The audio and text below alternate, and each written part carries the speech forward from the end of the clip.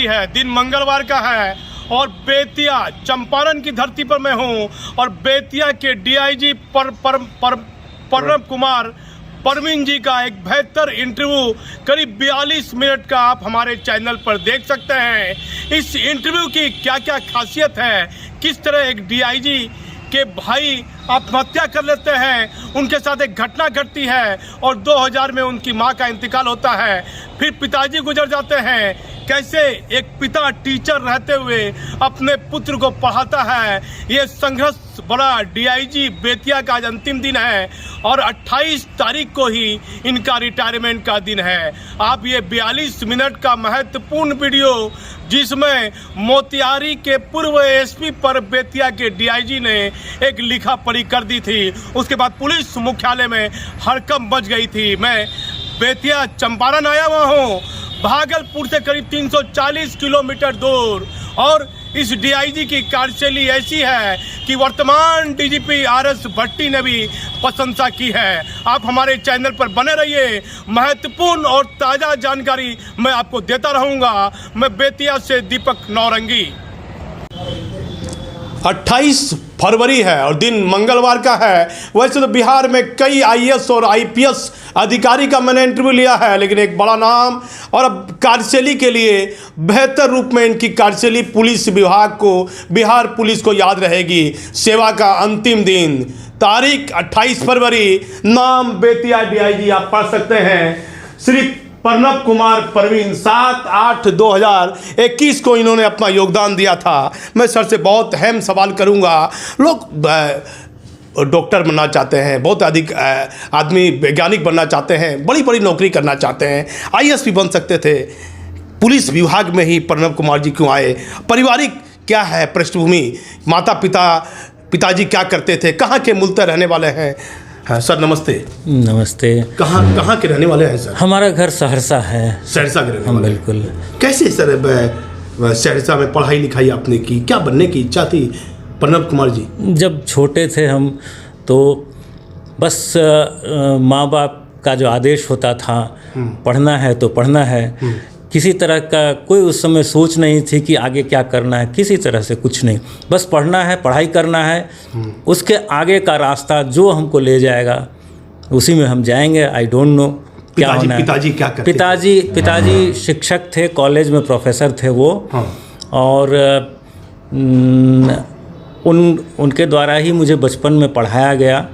पढ़ाई में उनका बहुत बड़ा योगदान है और पढ़ाई में उनका ये कहना था कि किसी भी बच्चे को लैंग्वेज, साइंस और मैथ, 3 चीज़ पर कमांड होना चाहिए, तो इसीलिए उस पर उनका फोकस था।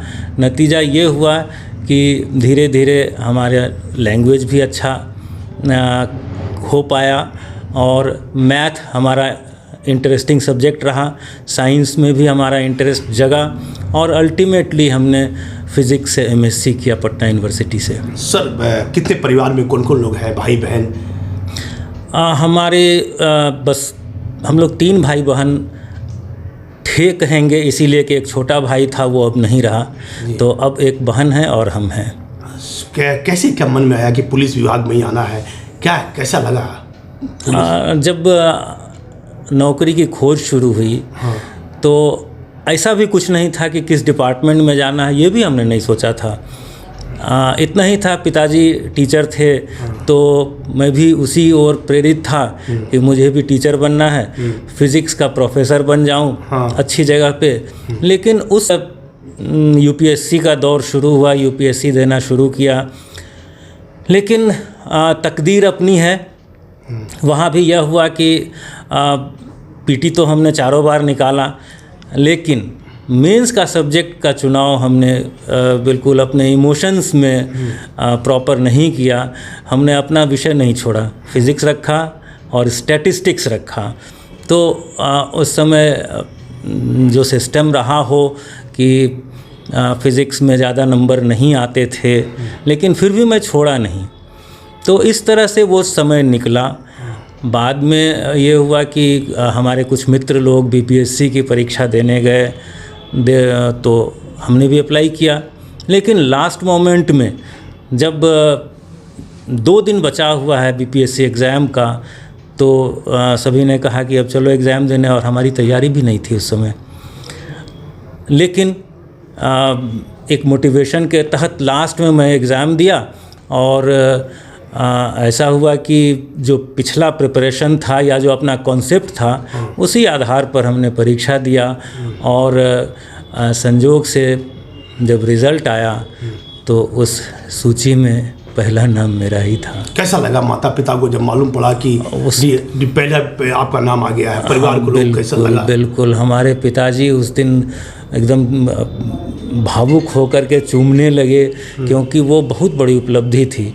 उसके पहले तक वो पहला नंबर पर नहीं आता था। ऑफ कोर्स टॉप 5 वगैरह में होते थे अपने करियर में, लेकिन वो पहला नाम जो आया और इसमें, तो वो बहुत बड़ी उपलब्धि थी। यद्यपि पिताजी उसके बाद भी पुलिस में जाएं ये नहीं सोचा था उन्होंने। नहीं, ये नहीं सोचा था। जब हम अल्टीमेटली ज्वाइन किए, क्योंकि एक ही चीज़ हम देखते थे कि जो हमारी पीछे की नौकरी है उससे बेहतर नौकरी में जाना है, उससे बेहतर सैलरी है, इतना ही देखते थे और कुछ नहीं देखता था मैं। तो फिर जब मैं इसमें गया, ज्वाइन किया, चूँकि +2 से बेटर इसकी सैलरी थी, तो इसको ज्वाइन किया। लेकिन पिताजी बहुत तकलीफ़ से बोलते थे, मेरा बेटा सिपाही हो गया।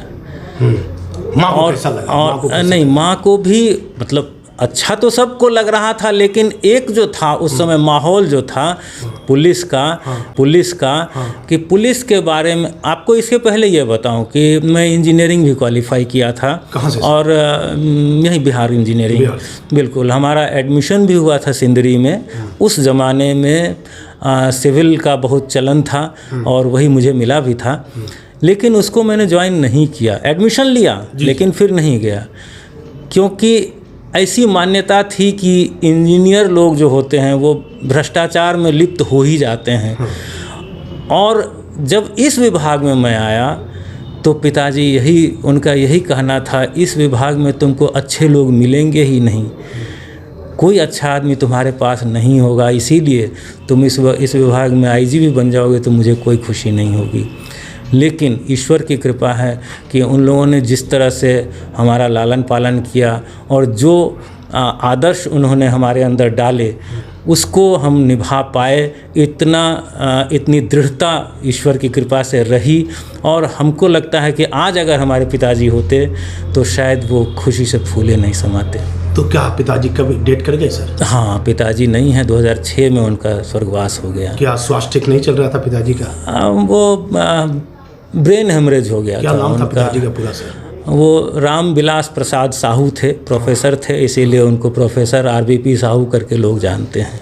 और माँ तो हाउसवाइफ थी। तो माँ है क्या? नहीं, वो भी नहीं है, वो भी कैंसर पेशेंट हो गई। माँ किस साल में डेट की सर? वो 2000 में।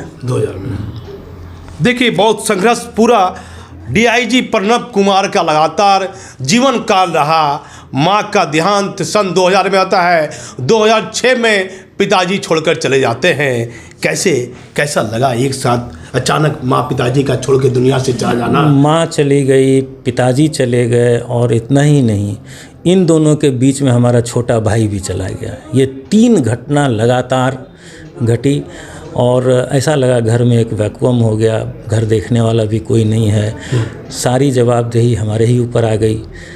तो लेकिन उस फेज़ को भी, चूँकि उस समय मैं पुलिस में आ चुका था, और पुलिस में आने पर इतना तो हो ही जाता है कि आदमी में वो शक्ति ज़रूर आ जाती है कि किसी भी परिस्थिति को वो झेल सके। छोटा भाई कैसे डेट कर गया सर? कैसे क्या हादसा हुआ? कुछ छोटा भाई का दुर्भाग्य है वो बेसिकली सुसाइड था उनका। आत्महत्या उन्होंने कर ली, परेशान होकर। तो सारी जिम्मेदारी आपके करने परिवार की आ गई। कैसे निभाते चले गए पुलिस की नौकरी के साथ साथ पारिवारिक जिम्मेदारी? वो इसी तरह से कि कभी ये नहीं सोचा कि भविष्य में क्या होना है। आज मेरा जीवन चल रहा है, इसी से मैं खुश होता रहा ऑलवेज। कहाँ ट्रेनिंग की सर आपने? ट्रेनिंग PTC हजारीबाग में। पहली पोस्टिंग कहाँ, किस जिला में हुई? हाँ, वो भी कहानी है। वो भी कहानी है कि पहली पोस्टिंग हमारी रेल जिला टाटा में हुई, एज DSRP चक्रधरपुर में। कैसा लगा वहाँ पहली पोस्टिंग में रेल में? रेल का अनुभव कैसा लगा? नहीं, बढ़िया। मुझे ऐसा कहीं नहीं लगा। मैं इतना ही जानता हूँ कि सरकारी सेवा में हूँ, मेरा जो दायित्व है, जो मुझे दायित्व दिए जाते हैं उसे सही ढंग से निभाना है, इसके अलावा कुछ नहीं। किसी भी पोस्टिंग में फ़र्क मैंने नहीं किया। कितने साल रहे चक्रधरपुर में, टाटा में? वो एक रिकॉर्ड था। हम 4.5 साल वहाँ रहे। 4.5 साल। हमसे पहले एक थे कोई जो 4 साल तक का रिकॉर्ड था, वो रिकॉर्ड टूट गया। तो क्या चक्रधरपुर मतलब वहाँ आज भी है DSP का पोस्ट चक्रधरपुर टाटा में? है आज भी है। देखिए, पहली पोस्टिंग रेल में हुई टाटा के चक्रधरपुर में, और 4.5 साल तक वहाँ DSP के पद पर बने रहे। फिर मैं पूछता हूँ कि सर कहाँ जाते हैं, सरकार कहाँ फिर भेज देती है दूसरी सेवा के लिए? बिल्कुल, वहाँ से जब ट्रांसफ़र होता है तो मेरा पलामू ट्रांसफ़र हो गया सीधा नक्सल एरिया में। और संजोग से जो हमारा एरिया मिला वो वहाँ का टफेस्ट एरिया था। कौन SP था सर आपको उस समय? शुरू में तो विनय पांडे थे, लेकिन उसके तुरंत बाद अनिल पाल्टा साहब, जो एक बड़ा नाम है, वो हमारे SP हुआ करते थे। अनिल पाल्टा, जो झारखंड में अनिल पाल्टा साहब। कैसा लगा अनिल पाल्टा साहब का साथ काम करने का? बिल्कुल, उनको हम लोग तो बिल्कुल शेर बोलते थे ऑलवेज। जब वो चलते थे तो बिल्कुल लगता था कि शेर दहाड़ रहा है, इस टाइप से चलते थे। और नक्सली उनके डर से थर थर काँपता था, ये तो उनका इफ़ेक्ट था। और ये निर्देश था ऊपर से कि रात में रेड नहीं होगा नक्सली इलाके में, लेकिन वो रात में कराते थे रेड, और हम लोगों को LRP में भेजा करते थे। अब देखिए, एक बड़ा नाम है अनिल पाल्टा, जिनका नाम अभी झारखंड के DGP बनने के दौड़ में चल रहा था। भले झारखंड के DGP अजय कुमार सिंह 89 बैच के IPS अधिकारी बने हैं, लेकिन अनिल पाल्टा की बात मानिए तो जो सही होगा वही करेंगे। कुछ बड़ी जानकारी अनिल पाल्टा साहब के बारे में दे रहे हैं, जो भी झारखंड के रेल DG पद पर वह कार्यरत हैं, और कहते हैं कि रात में नक्सली रेड करने के लिए मना था, लेकिन उसके बाद भी ये कहते हैं कि अनिल पाल्टा साहब छापामारी करने निकल जाते थे। पूछता हूँ मैं आगे की जानकारी, क्या बोलते हैं सर? तो उनका ये था कि नॉर्मली जो होता है कि पुलिस फोर्स नक्सल इलाके में जाने से कतराती है, लेकिन वो लीड बाय एग्जाम्पल करते थे। वो पहले अपना उदाहरण देते थे, फिर अपने बाकी जो सहकर्मी हैं उनको वो आगे बढ़ाते थे। तो ये उनका उदाहरण था। कई एग्जाम्पल ऐसे हैं। मनातू थाने पर अटैक हुआ और उनको ये सूचना मिली तो वो सबसे पहले खुद निकल लिए और बाद में हमको बोले कि आप पीछे से फोर्स लेकर आइए। कितना साल रहे पलामू में प्रणव बाबू? मैं तो लगभग 3 साल। 3 साल रहे? 3 साल रहा। कैसा लगा अनिल पाल्टा साहब के साथ काम करने का मौका? कैसा लगा पलामू में इतने नक्सल की जगह पारिवारिक जिम्मेदारी कैसा लगा? वो वही समय था जो अंदर से बोल्डनेस आया। मतलब उसके बाद इतना विश्वास हो गया कि लाख गोलियां चलें, ये ज़रूरी नहीं है कि आपको लग जाएगा। पहले जब इस पुलिस में आने के पहले गोली की आवाज़ भी भारी लगती थी, उससे भी डर लगता था, लेकिन ये हौसला, ये बोल्डनेस वहीं पर आया रेल के बाद, पलामू के बाद। और पलामू के बाद मेरा काडर डिवीज़न हुआ और मैं बिहार आ गया, बिहार काडर में आ गया। तो बिहार काडर में जब आया तो पोस्टिंग, सिंपल सी पोस्टिंग हुई। शिवहर में हेडक्वार्टर DSP की पोस्टिंग हमारी हुई थी उस समय। उसके बाद सर? और उसके बाद SDPO बिरौल, दरभंगा जिला में। कैसा रहा दरभंगा जिला में? बढ़िया। दरभंगा जिला में भी उस समय लिटिगेंसी बहुत थी, लेकिन वहाँ भी हमने एकदम न्यूट्रल काम जो किया तो सारा पूरा समाज खुश रहा। और एक तो है आज हम ये दावा करते हैं, पता नहीं लोग का जो भी कहना हो मुझे नहीं मालूम, लेकिन मैं अंदर दिल से ये दावा करता हूँ कि आज तक इस पूरे करियर में मैंने किसी के साथ इनजस्टिस होने नहीं दिया। ये दावा है और 100%, नॉट 99, अंदर से संतुष्टि मिलती है। अंदर से संतुष्टि मिलती है। हाँ। जब भी केस को देखा तो एकदम बारीकी से देखा, और जो सही है वही होगा। अगर वो दोषी है तो फिर जेल तो जाएगा ही, उसके बाद उसकी सज़ा का भी इंतज़ाम करते थे कि इन्वेस्टिगेशन बहुत स्ट्रॉन्ग करते रहे, और अगर निर्दोष है तो वो बिल्कुल पूरी तरह निर्दोष साबित होगा अगर है तो, मतलब एकदम क्लियर डिसीजन। कितना साल रहे दरभंगा में परवन बाबू? नहीं, दरभंगा में भी बहुत लंबा नहीं रहा। उसके बाद मेरा ट्रांसफ़र हो गया आईजी ऑफिस दरभंगा में जी, और वहाँ भी लंबा रहा। उसके बाद फिर एसडीपीओ बघा है। बघा के बाद एसडीपीओ बनमनखी। हाँ, उसके बाद एडिशनल एसपी औरंगाबाद।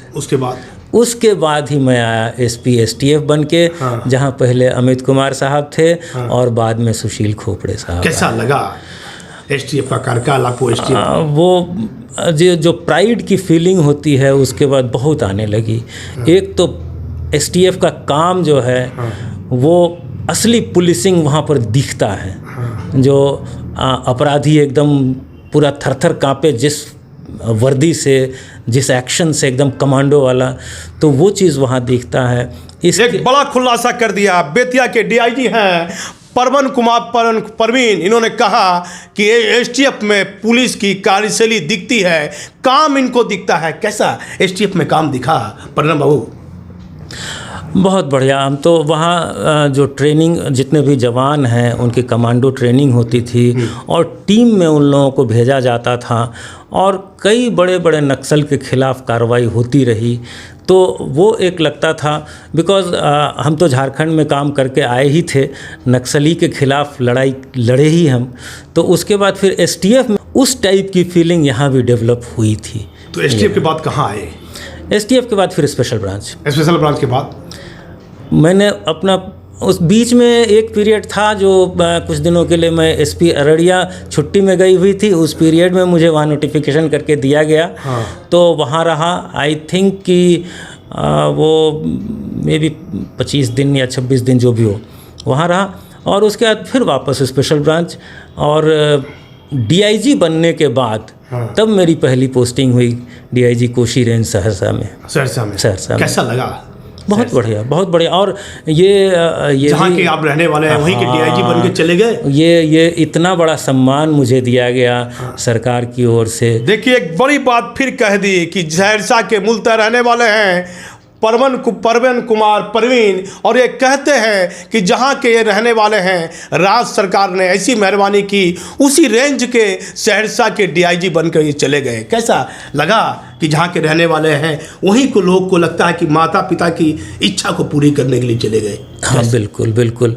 वो हमारे जो भी रिलेटिव जो हैं, उन लोगों का एक कहना था कि जहाँ हमारा रेसिडेंस था उसके आसपास जो मैदान था, उनका कहना था कि बचपन इसी मैदान पर खेल कर गुजारे, और आज वहीं पर डीआईजी होकर आ गए।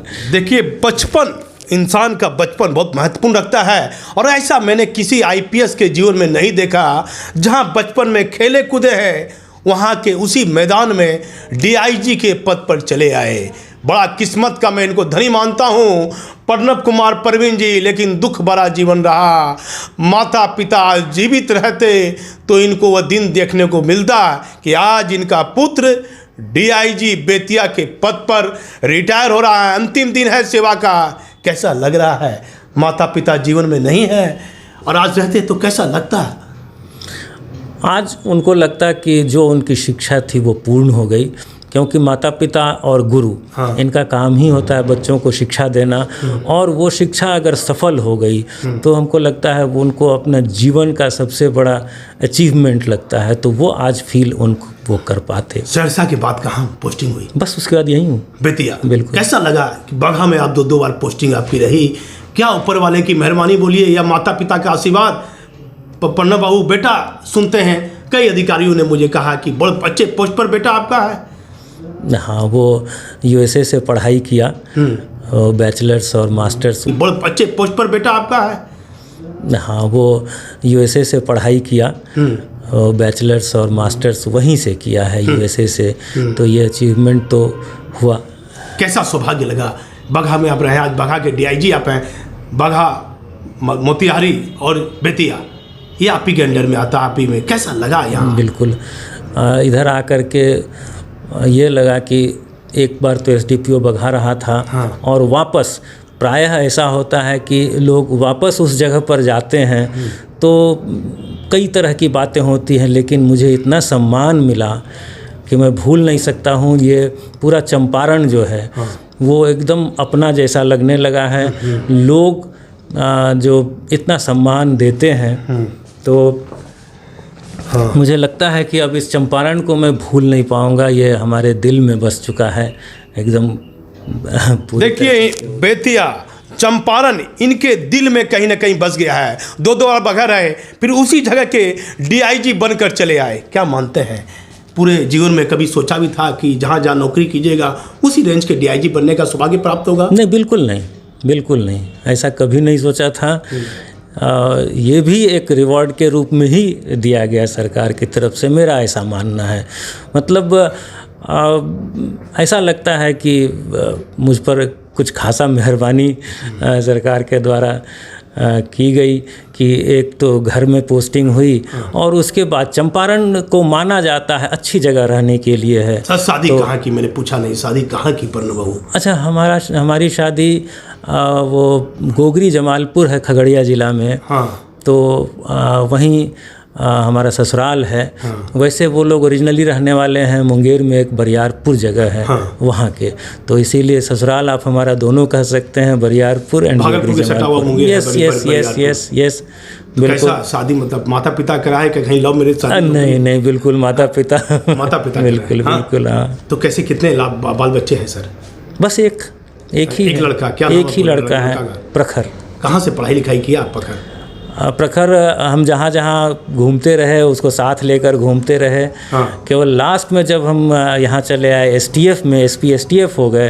हाँ। तो उसके बाद उस समय उनका 11th आ गया। हाँ। और उस समय से वो यूएस जाना चाहे, लेकिन 12th तक उनको वहाँ करना पड़ा और उसके बाद फिर वो इंजीनियरिंग करने यूएस चले गए। तो क्या अभी यूएस में है? हाँ, अभी भी यूएस में है। आज तो यहाँ है, लेकिन आज है आपके आज है। हाँ, न्यूक्लियर फैमिली वगैरह हो रही है, एक दूसरे से लोगों को संपर्क नहीं होता है, तो उस मामले में बेतिया अभी भी वो चीज़ बचा हुआ है। यहाँ पर चंपारण में, खासकर पश्चिमी चंपारण अगर कहें, तो यहाँ लोग बहुत ही मिलनसार, बहुत ही सरल स्वभाव के और बहुत ही नेक दिल होते हैं। आप देखिए, बहुत प्रशंसा कर दी बेतिया के इस पावन जिले की, पावन धरती की, कि यहाँ के स्थानीय लोग बहुत मिलनसार, बड़े इंसानियत वाले लोग रहते हैं। जब से मैं आया हूँ मैंने देखा कि भागलपुर जाता हूँ तो टोटो वाला कोई छोटे से दाम का 100 रुपया ले लेगा, 50 रुपया ले लेगा। मैंने यहाँ पूछा कि डीआईजी ऑफिस कहाँ है, तो वह दूर भी चला गया, लेकिन बहुत 20 रुपया 25 रुपया टोटो वाले ने लिया।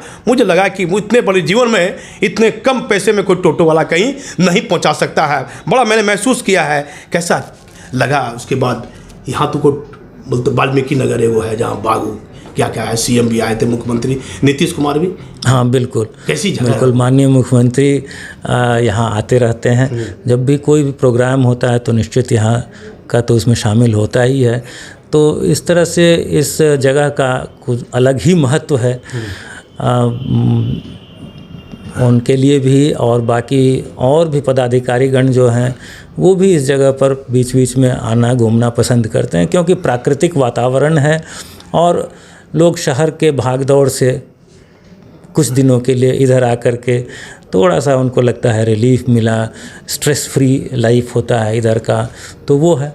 और बाकी अगर जंगल में आप जाएंगे तो बिल्कुल टोटली नेचुरल एनवायरनमेंट, जहाँ पर हर जीव जंतु एक साथ एकदम बिना डर भय के। कोरोना में कैसा लगा? कोरोना बीमारी के बीच का IAS IPS ने मुझे कहा कि लोग एक अलग धारणा लोगों की हुई, कैसा महसूस किए कोरोना में? कभी ऐसा आपने नहीं देखा होगा?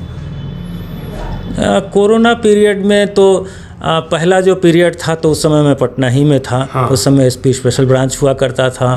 और दूसरा पीरियड था उस समय मैं सहरसा में था। कैसा लगा सहरसा में? अपने घर में डीआईजी है, कोरोना है, कैसा लगा आम लोगों को जहाँ खाने पीने की दिक्कत हो रही थी? क्या पुलिस का बहुत अहम रोल रहा? बिल्कुल बिल्कुल, वो तो व्यवस्था हम लोगों ने कराई थी कि जो भी जहाँ भी क्वारंटाइंड हैं उनको पुलिस हर मदद पहुँचा सके, ये कोशिश हम लोगों ने की थी और उसमें सफलता भी मिली।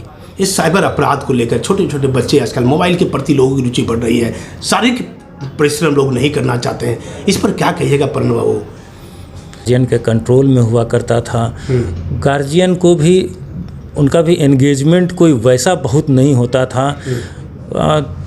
अपनी रोजी रोटी के लिए कुछ न कुछ नौकरी करते थे या कोई अपना घर का ही काम करते थे, खेती करते थे, लेकिन उनका बाकी परिवार जो था वो बच्चों के साथ बिताता था समय, तो बच्चों का मन बहलता था।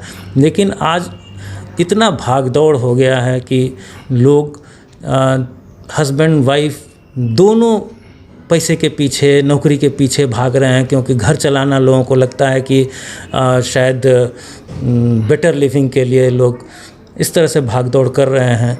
तो बच्चों पर ध्यान थोड़ा कम होता जा रहा है और बच्चे लगता है कि खुद को नेग्लेक्टेड फील करते हैं और धीरे धीरे इस टाइप की कुरीति उनमें आती है। बेतिया डीआईजी रहते हुए इन्होंने एक महत्वपूर्ण कदम उठाया था।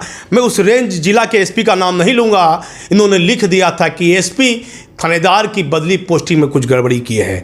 पुलिस हेडक्वार्टर ने एक लेटर लिख दिया, उसके बाद खलबली मच जाती है। क्या वह थानेदार की बदली पोस्टिंग का मामला था? मैं किसी आईपीएस का नाम नहीं लूँगा, लेकिन बड़ा आपने कठोर कदम उसमें उठाया था प्रणव बाबू। उसमें कुछ रूल्स की गड़बड़ी थी कि वो जो कुछ ट्रांसफ़र ऐसे थे जो बिना अनुमोदन के नहीं किए जा सकते थे। ये क्या हो रहा है कि नए नए एसपी आ गए हैं, डीआईजी आईजी से अनुमोदन नहीं लेना चाहते हैं, इस पर क्या कहिएगा? अभी मुजफ्फरपुर में भी एक मामला ऐसा आया है, इस पर क्या कहिएगा? क्या ये नियम है? पुलिस में विभाग में बिना डीआईजी आईजी के अनुमोदन के एसएसपी पोस्टिंग कर रहा है, इस पर क्या कहिएगा? अंतिम दिन है सेवा का।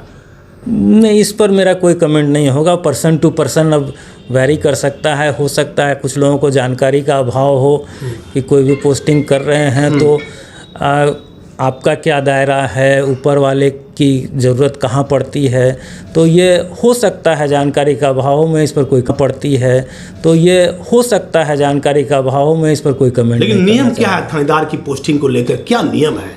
किस रूप में? नियम यही है कि 2 साल से पहले अगर किसी भी थानेदार का ट्रांसफ़र आप करते हैं तो आपको अपने डीआईजी आईजी से परमिशन लेना है, अनुमोदन लेना है। इतना सख्त कदम उठा लिए बेतिया डीआईजी रहते हुए, एसपी के खिलाफ आपने लिख दिया पुलिस हेडक्वार्टर को। क्या कभी सोचा नहीं कि मैं तो एक सिंपल साधारण परिवार से हूँ? मेरा वो पर्पस नहीं था मैं एसपी के खिलाफ लिखूं, ऐसा नहीं है। नियम का पालन कराना मेरा फ़र्ज रहा है ऑलवेज। मैं ऑलवेज नियम से चलता हूं और नियम जो कहता है वो करता हूं। इससे ज़्यादा मेरा कोई और दूसरा इंटेंशन नहीं होता। लेकिन साफ तौर पर कहा बेतिया डीआईजी ने, प्रणव साहब ने, कि मैं एसपी के खिलाफ मैंने नहीं लिखा है। मैं चाहता हूं कि नियम से पुलिस विभाग में काम हो। लेकिन एक बड़ा खुलासा मैं कर देता हूं, बेतिया डीआईजी रहते हुए इन्होंने एक जिले के पुलिस कप्तान के खिलाफ ऐसा लिखा जो पुलिस मुख्यालय में हड़कंप मच गया था और उस पुलिस कप्तान का तबादला हो गया। मैं उसका नाम लेना उचित नहीं समझता हूं। सेवा का अंतिम दिन है, विवाद वाला कोई क्वेश्चन मुझे नहीं पूछना है, लेकिन कैसा लगा? बेतिया के साथ साथ बगहा जाने का मौका मिलता होगा, मोतिहारी जाने का मौका मिलता होगा, क्या अलग अलग नेचर है, तीनों जिला का अलग नेचर है। क्या क्या अंतर है मोतिहारी बेतिया में? क्या अंतर लगा सर? जैसे मोतिहारी है, वहाँ का कई परिस्थिति के कारण वहाँ थोड़ा सा मुजफ्फरपुर से सटा होने के कारण कुछ क्राइम का अगर हम नेचर देखें तो थोड़ा उधर से मिलता हुआ।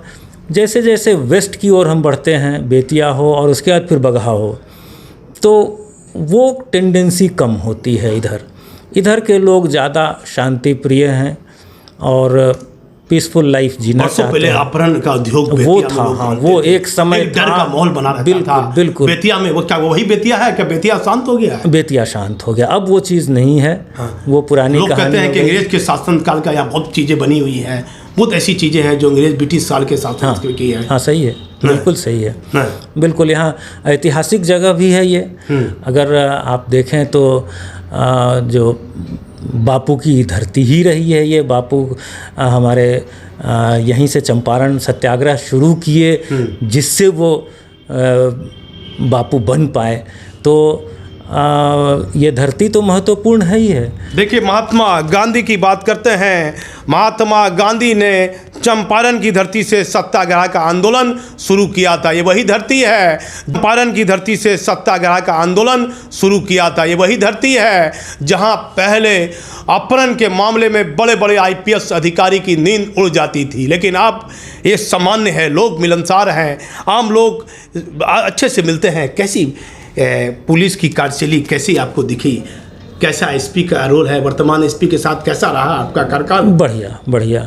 हाँ। मेरा ये मानना है कि लीडर जैसे होते हैं वैसे ही उनके साथ सहकर्मी भी बनते हैं, होते हैं। कुछ ऑफिसर्स जो हैं अपने नेचर से अच्छे होते हैं और कुछ ऑफिसर्स साथ रहकर सीखते भी हैं। तो मुझे ये दोनों अनुभव प्राप्त हुआ। यहाँ कुछ एसपी हैं जो कि अपने नेचर से ही बहुत ही सही तरह से काम करना जानते हैं। कुछ लोग हैं जो नए थे तो उनको हमारे साथ रह कर के सीखने का मौका मिला, लेकिन इतना ज़रूर आज हम कह सकते हैं कि हमारे साथ जो तीनों जिला के एसपी हैं वो अच्छा काम कर रहे हैं। देखिए, तीनों जिला के एसपी बेहतर काम कर रहे हैं, लेकिन एक अहम खुलासा मैं कर देता हूं। कल बिहार पुलिस दिवस का अंतिम दिन था और बिहार के कड़क डीजीपी, जिनसे 400 करोड़ रुपए का बना पटेल भवन कहीं ना कहीं हिलता नजर आ रहा है, उन्होंने सर की प्रशंसा कर दी। कई अधिकारियों ने मुझे कहा कि बेतिया डीआईजी की प्रशंसा भट्टी साहब ने की। कैसा लगा? नए डीजीपी बहुत कड़क है। हमने जो उस समय तो इतना भावुक मैं हो गया कि मुझे लगा कि ये जीवन भर की कमाई मुझे आज मिल गई। लाइफ टाइम अचीवमेंट है। डीजीपी सर द्वारा जो सम्मानित किया गया मुझे, और सभी बड़े पदाधिकारी जो थे उनके द्वारा जो मुझे सम्मान मिला, तो मैं एकदम बिल्कुल इमोशनल हो गया कि जितना भी ये नौकरी मैंने की, जो आपको बताया कि जब मैं इस नौकरी में ज्वाइन कर रहा था तो आपको ये भी बताऊं कि जब पीटीसी में मैं था सर तो उस समय लेक्चरशिप की वैकेंसी एक तो मध्य प्रदेश में थी, वहाँ हमने दिया था तो वहाँ भी सिलेक्शन हो गया था। जब मैं इस नौकरी में ज्वाइन कर रहा था तो आपको ये भी बताऊं कि जब पीटीसी में मैं था सर तो उस समय लेक्चरशिप की वैकेंसी एक तो मध्य प्रदेश में थी, वहाँ हमने दिया था तो वहाँ भी सिलेक्शन हो गया था और मैं चाह रहा था कि इसको छोड़ के चला जाऊँ। इसके अलावा कॉन्स्टिट्यूएंट कॉलेज बिहार में भी वैकेंसी आई और पीटीसी में जब था तो वहीं से मैं आवेदन दिया था ये लेक्चरशिप का। और उस समय जो प्रिंसिपल थे डीआईजी, तो हमारी आदत है कोई भी काम नियम से करने की, तो वो आवेदन भी थ्रू प्रॉपर चैनल भेजा था। तो वो डीआईजी साहब जो हैं वो हमको समझाने के लिए भेजे थे कुछ लोगों की, अरे इतना अच्छा पुलिस में आ गया, अब कहाँ जाएगा। कौन डीआईजी थे? उसका नाम का खुलासा कर दीजिए। महापात्रा साहब थे। महापात्रा साहब क्या रिटायर कर गए? हाँ बिल्कुल, अब तो रिटायर कर गए। किस बैच के आईपीएस थे सर? अभी तुरंत याद नहीं कर पाऊंगा, लेकिन देखिए, एक महापात्रा साहब आईपीएस अधिकारी थे और जब पुलिस नौकरी में इनका ज्वाइन हो गया तो इनको समझाने के लिए कई लोगों को भेजा कि कहो कि पुलिस की नौकरी में अपना योगदान दे दे, अच्छा कार्य पुलिस का है, क्या ये कहा? हाँ बिल्कुल बिल्कुल। तो लेकिन मैं एकदम जिद पड़ गया कि नहीं, मुझे अप्लाई करना है। हाँ। और तब फिर वो फॉरवर्ड कर दिए। हाँ। और आपको बताएं कि उसका भी इंटरव्यू दिया, उसमें भी मेरा सिलेक्शन हुआ। हाँ। और उसमें भी मुझे कॉलेज मिला था और वो कॉलेज था नरहन कॉलेज, समस्तीपुर ज़िले में है।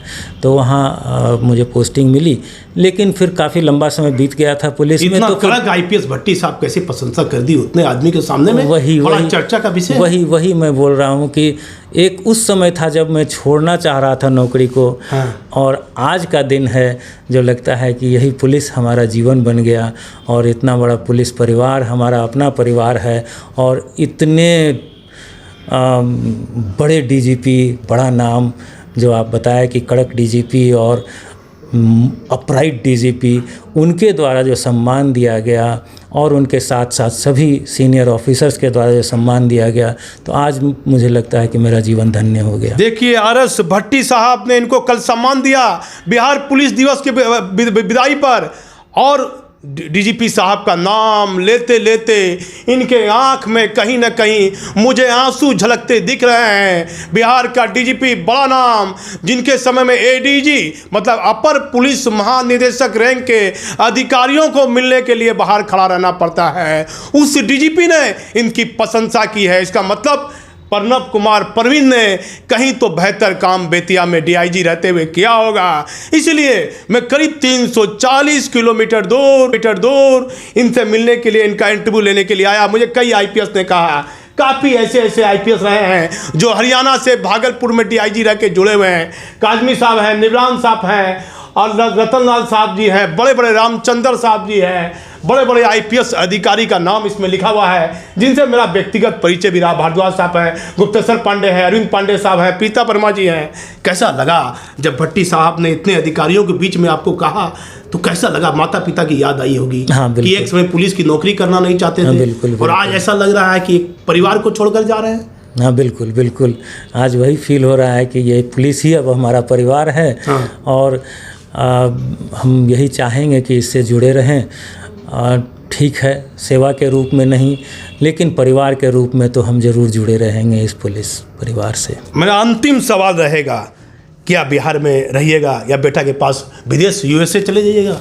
बड़ी चर्चा है इस पर, निर्णय अभी नहीं लिया है कोई। हाँ, बहुत लोग कहते हैं कि पता नहीं मन लगेगा नहीं लगेगा, बेटा के पास चले जाएंगे, ये क्या चर्चा है? नहीं, बेटा चाहता है कि वो हम उनके साथ रहें, लेकिन वो क्या फिर किसी विभाग में सरकारी नौकरी में पद पर नहीं जाना चाहते हैं, सेवा नहीं देना, किसी आयोग में चेयरमैन के पद पर नहीं जाना चाहते हैं? जब राज्य सरकार ने आपको जहाँ के रहने वाले हैं वहीं का डीआईजी बना दिया, उस राज्य सरकार की आप इतनी प्रशंसा कर रहे हैं, तो क्यों नहीं बिहार में किसी दूसरे विभाग में सेवा दे दीजिएगा प्रणब बाबू? वो मेरे हाथ की बात नहीं है, वो तो समय बताएगा। हाँ। समय मुझे जहाँ ले जाएगा मैं जाऊँगा। देखिए, प्रणब कुमार परवीन बेतिया के वर्तमान डीआईजी है और इनका अंतिम दिन आज 28 फरवरी मंगलवार का है, और उनके बाद इनका यहाँ विदाई समारोह बेतिया में मनाया जाएगा। लेकिन बड़े ये भाग्यशाली इसीलिए है कि सहरसा के रहने वाले, सहरसा में डीआईजी रहे, बेगाम में डीएसपी रहे, और आज जहाँ से रिटायर कर रहे हैं, भट्टी साहब के द्वारा जो प्रशंसा की गई, उन शब्दों को कहते कहते ये भावुक हो गए। और मैंने इनसे पूछा कि इनका लड़का विदेश में यूएसए में रहता है, ये कहते हैं कि मेरा लड़का चाहता है कि मेरे पास मेरे पिताजी रहे, लेकिन राज्य सरकार ने इतनी मेहरबानी की है तो ऐसे आईपीएस अधिकारी को किसी न किसी आयोग के चेयरमैन के पद पर इनको कार्य करने का मौका दिया जाना चाहिए, क्योंकि इनकी कार्यशैली बड़ी बेहतर बताई जाती है। कैसा लगा? इतने आम लोगों से मिलते थे लगातार, आज भी अंतिम दिन है तो लोगों से मिल रहे हैं, कैसा लग रहा है? कल तो आप डीआईजी नहीं रहिएगा। हाँ, इसीलिए और ज़्यादा मुझे लग रहा है कि आज कार्यालय का जितना समय है मैं लोगों से मिलकर ज़रूर उनकी समस्या का अगर कुछ निदान कर सकूं तो ज़रूर करूंगा। कोई ऐसा दोस्त का नाम बताइए, कोई शिक्षक का नाम। बिल्कुल, अपने माता पिता को ही याद करते रहते हैं। हाँ। हमेशा। और मित्रों में हैं कुछ मित्र अवश्य हैं। जैसे पटना में जब पढ़ाई की थी तो एक सुरेंद्र कुमार हुआ करते थे हमारे मित्र, जो आईएफएस किए। हाँ। और पीसीसीएफ रैंक से रिटायर किए हैं वो भी, तो वो हमारे काफ़ी करीबी मित्र रहे। इसके अलावा एक छेदीलाल खेतान हैं, जो जिस तरह से मैंने बीआईटी छोड़ा, उनका भी एग्जाम्पल है। वो आईआईटी छोड़ करके साइंस कॉलेज में फिजिक्स पढ़े। कहाँ के रहने वाले हैं छेदीलाल खेतान? वो धनबाद के रहने वाले थे। हाँ। तो उनसे मेरी एकदम घनिष्ठ मित्रता है। इसके अलावा अभी और भी कुछ मित्र हैं जो साथ पढ़े हैं। एक श्याम कुमार हैं जो कि इंडियन नेवी से रिटायर किए। हमारे एक मित्र हैं अमरेंद्र कुमार भास्कर, जो प्रोफेसर हैं अभी पटना मगध महिला कॉलेज ऑफ कॉमर्स में। कैसा संदेश देना चाहते हैं मोतिहारी, बगहा और बेतिया की आम जनता को? क्या संदेश देना चाहते हैं? अंतिम दिन है पुलिस सेवा का, क्या लोगों को पुलिस सेवा में आना चाहिए? बिल्कुल, पुलिस सेवा ऐसी सेवा है जहां लोग को बहुत बड़ा अपॉर्चुनिटी है जनता की सेवा करने का। और जनता जो है वो कोई भी समस्या होती है तो वो सबसे पहले पुलिस का ही दरवाज़ा खटखटाती है। पुलिस के साथ ऑफ कोर्स ये मजबूरी है कि हर समस्या का समाधान पुलिस के पास नहीं है। हम पुलिस से इतना ही अपेक्षा करेंगे कि आप जनता के लिए बने हैं और जनता जब आपके पास मदद के लिए पहुंचती है तो अगर आपके अधिकार क्षेत्र में है उसकी समस्या का निदान तो ज़रूर कर दें, अगर नहीं है तो उसे सही रास्ता दिखा करके उस जगह पर पहुंचा दें जहां उनका समाधान हो। इतने कड़क डीजीपी है बिहार के, क्या नहीं चाहते हैं कि बिहार में पुलिस कमिश्नर व्यवस्था लागू हो? कई बड़े बड़े जिले में जहां अपराध, जैसे पटना में इतने ईमानदार आईपीएस अधिकारी हैं, ढिल्लो साहब अपराध का ग्राफ बढ़ता है, भागलपुर जिले में अपराध बढ़ रहा है, गया में कुछ मुजफ्फरपुर में भी अपराध बढ़ता है, तो इस पर क्या बिहार में पुलिस कमिश्नर सिस्टम लागू हो, इस पर क्या कहिएगा? इसके लिए ऊपर सोचने के लिए है, हमारा सिस्टम है, हमारे बड़े बड़े पदाधिकारी हैं, सरकार है, ऊपर इस पर जब विकास बिहार में हुआ है तो पुलिस कमिश्नर व्यवस्था लागू होने से एक बेहतर काम हुआ। विकास जब हुआ है बिहार में तो ज़रूर वो जो इंडियन पुलिस में जो मॉडल्स हैं बड़े बड़े जगह के, उन सब पर विधि व्यवस्था की स्थिति को देखते हुए क्या कहिएगा, कैसा रहेगा यदि पुलिस कमिश्नर व्यवस्था लागू हो? तो विधि व्यवस्था की स्थिति में कुछ बेहतर बिहार में हुआ है तो पुलिस कमिश्नर व्यवस्था लागू होने से एक बेहतर काम हुआ। विकास जब हुआ है बिहार में तो ज़रूर वो जो इंडियन पुलिस में जो मॉडल्स हैं बड़े बड़े जगह के, उन सब पर विधि व्यवस्था की स्थिति को देखते हुए क्या कहिएगा, कैसा रहेगा यदि पुलिस कमिश्नर व्यवस्था लागू हो? तो विधि व्यवस्था की स्थिति में कुछ बेहतर सुधार दिखेगा कि नहीं? निश्चित रूप से वो व्यवस्था तो होती है अच्छी, लेकिन यहाँ की परिस्थिति को देखते हुए ये निर्णय ऊपर करना है, ये पॉलिसी डिसीजन है, वो ज़रूरत महसूस की जाएगी तो उस पर विचार किया जाएगा। आप हमारा पूरा चैनल देखिए। एक लंबा इंटरव्यू बेतिया के डीआईजी प्रणब कुमार परवीन साहब का हो गया है। काफ़ी महत्वपूर्ण बातों का मैंने इनसे पूछा है, वो काफ़ी संयम पूर्वक हर बात का, हर सवाल का मेरा ये जवाब दिया है। लेकिन आप यदि पुलिस की नौकरी में हैं तो कोशिश कीजिए कि अपनी नौकरी पूरे जीवन काल की 35 साल 36 साल, कितना साल हुआ होगा प्रणब बाबू? 93 में ज्वाइन किया था, लगभग 30 साल 30 साल इनको नौकरी में हुआ। लमसम 35-36 साल लो आईपीएस अधिकारी को नौकरी में होता है तो बेदाग, बिना दाग लगे नौकरी में अंतिम रिटायरमेंट के समय में इंसान बहुत कुछ सोचता है। क्या मैं सही बोल रहा हूँ कि अपनी कार्यशैली से, अच्छे कार्यों से रिटायर करना? भट्टी जैसे कड़क आईपीएस अधिकारी आपकी प्रशंसा कर रहे हैं जो मीडिया से बात नहीं करता है। बिल्कुल, वही तो असल संतोष उसी बात का है, खुशी उसी बात की है। मैं ये कहूँ कि 1 महीना पहले जब रिटायरमेंट का समय आ रहा था तो लग रहा था कुछ छूट रहा है, अब ये समाज छूटेगा, ये पुलिस से दूरी जो है उसके बाद, क्योंकि एक होता है ना कि तोता को अगर पिंजड़े में रख दिया जाए और उसके बाद उसको बाहर दे दिया जाए तो उड़ नहीं पाता है वो। तो पुलिस की नौकरी करता रहा और अब एक दिन मैं इस पुलिस को छोड़ करके फिर आम जन के बीच आऊँगा। मेरा अंतिम सवाल, राज्य सरकार, बिहार के मुख्यमंत्री नीतीश कुमार के सुशासन में आपने अपना जीवन में कार्यकाल में सेवा दी, कैसा लगा नीतीश कुमार का सुशासन? ये हमारा सौभाग्य है, बस ये हमारा सौभाग्य है कि माननीय मुख्यमंत्री श्री नीतीश कुमार के लीडरशिप में मैंने काम किया। देखिए, फिर एक अहम बात कही है कि बिहार के मुख्यमंत्री नीतीश कुमार के सुशासन में इनको कार्य करने का मौका मिला। कहते हैं कि मेरा यह सौभाग्य है कि नीतीश कुमार के सुशासन में मैं डीआईजी बेतिया के रूप में अपनी सेवा से समाप्त हो रहा हूं। आप एक हमारा लंबा इंटरव्यू हो गया, पूरा हमारा इंटरव्यू देखते रहिए। मैं इसमें बेतिया जिला डीआईजी ऑफिस से दीपक नौरंगी।